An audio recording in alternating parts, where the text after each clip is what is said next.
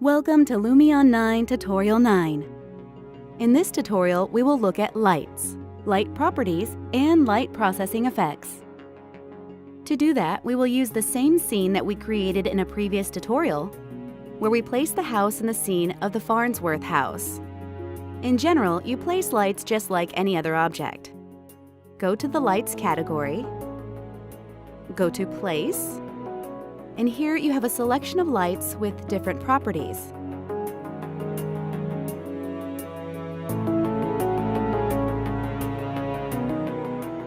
Let's select the first one as an example. Click to place it. You don't see it because it is positioned at the ground level. We need to move it higher up in the air. We could have done this also by pressing the H key before placement, but we can always change it this way.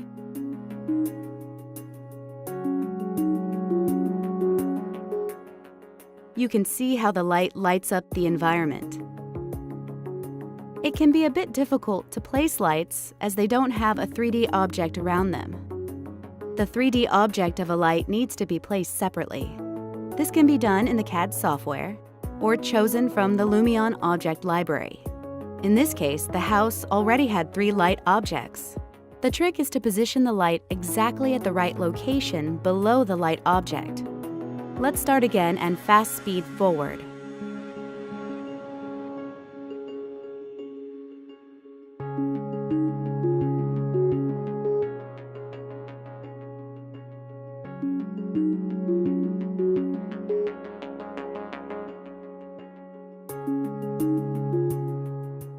You probably want to copy this light as the height is now correct. We can always look at the position XYZ coordinates. The height is the Y coordinate. Make sure the next light has the same Y coordinate.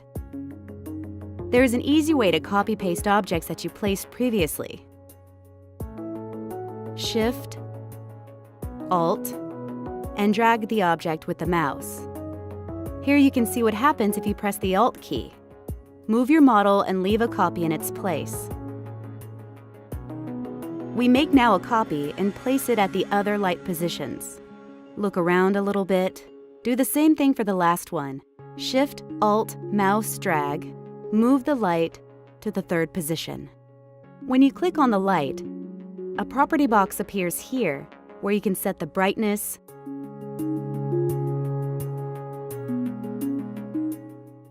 cone angle, show the light source, automatically activated at night, so at daytime it doesn't light up, but at nighttime it does. If we now make it nighttime, it switches on. Random is what you use if you have many lights, for example city lights on the buildings, and in a day-night animation, you don't want all of them to switch on at the same time. For the shadows, there are a few options: medium, high, and dynamic. Dynamic is what you choose if you have animated objects in the scene. The shadows that are casted by this light are recalculated for every frame of a video animation. This takes more processing time, but for animated objects, this is necessary to have the correct shadow be casted. For static objects, this is not needed, and you can choose medium or high, dependent on your preference. In this case, I changed one of the 3 lights, while they should be identical. You can select all 3, and then change the properties of all 3 simultaneously. Here we can set the color, and we have another way of setting the intensity. There is another way to create a light in Lumion at exactly the correct 3D light object that you created in your CAD software. Let's first delete these 3 lights. Now we go to SketchUp, where we create the 3D model.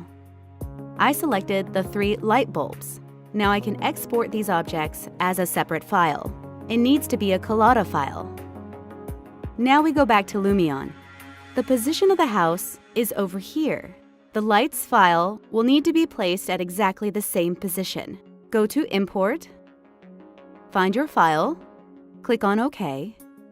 You can see the yellow line, representing the 3 lights, through the roof of the house while the crosshair is located outside the house. Click to position it. It is not exactly at the right position. How do we move it to exactly the same position as the house? Go to Select. Select first the house. Press the Control key. Select the lights. Go to Advanced Properties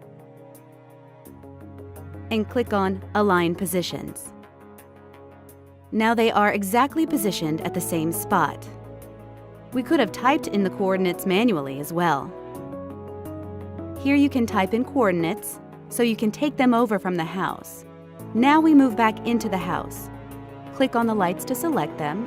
We can replace these 3 lights with Lumion lights. Go to Advanced Properties.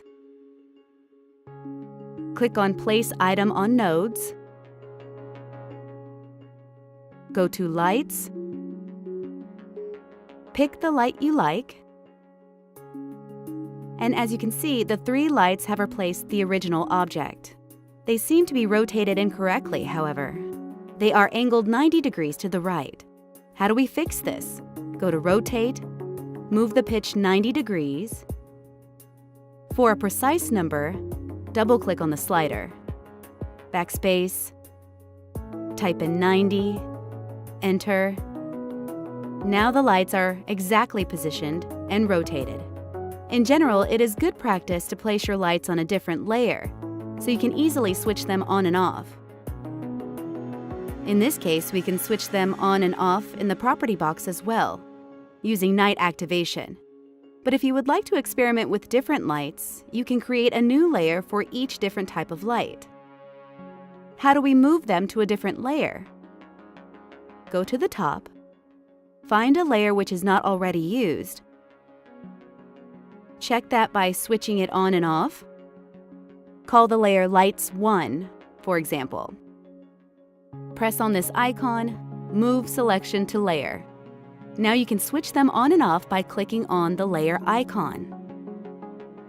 To create a new light option, click on another layer, as objects are always placed on the active layer. Call this layer, for example, Lights 2. If you now place objects, they will automatically be assigned to this layer. But if you didn't do that correctly, like we saw before, you can always switch them over easily. Now let's look at a few other light types. Go to Lights, Place, and switch from Spotlights, which we used before, to Omni Light. This is a light which radiates in all directions. Change it up in height. If we switch off the sunlight and make it night, we can see that the whole house is lit up by this light. Let's look at another light type, Area Light. There are 2 presets for that, Square and Line. The line light corresponds more closely to a TL light. Place an area light. Change it up in height. We cannot scale it using the normal object scale slider. In general, lights cannot be scaled.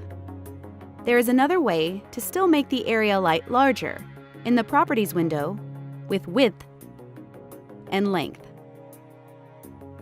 Let's see how this looks at night. What you maybe notice is that the area light does not cause shadows to be casted.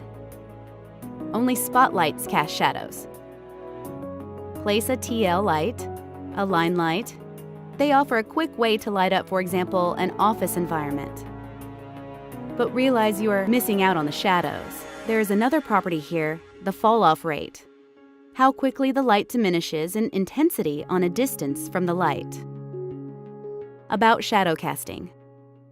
Let's add an object below the lights. At the moment, we don't see any shadows being casted by the lights.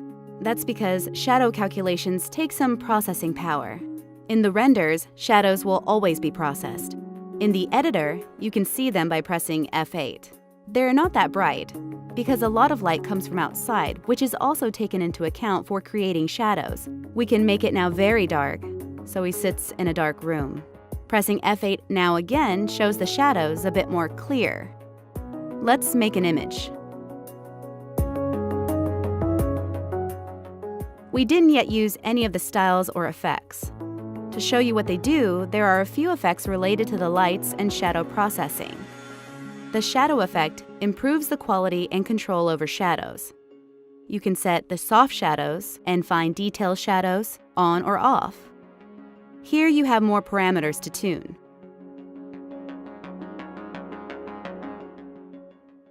There is hyperlight and global illumination, which are other algorithms to process the light. Hyperlight, for example, also takes the emissiveness of material into account. Let's see how that works out. Here, we can clearly see the difference between the different light options. This is spotlights, shadow effects, without hyperlight. Spotlight, shadows with hyperlight. Omni-light without hyperlight. Omni-light with hyperlight. Area light with hyperlight. It is a good idea to look at some of the example scenes included with Lumion to get an impression on how other people handled lights. For example, Villa Wagner. Here you can see some other scenes where lights played an important role. Let's experiment a little with light effects outside. First, a render without any special effects. It's always a good idea to add the shadow effect. Shadow processing will improve now a lot. You can already see it in the preview.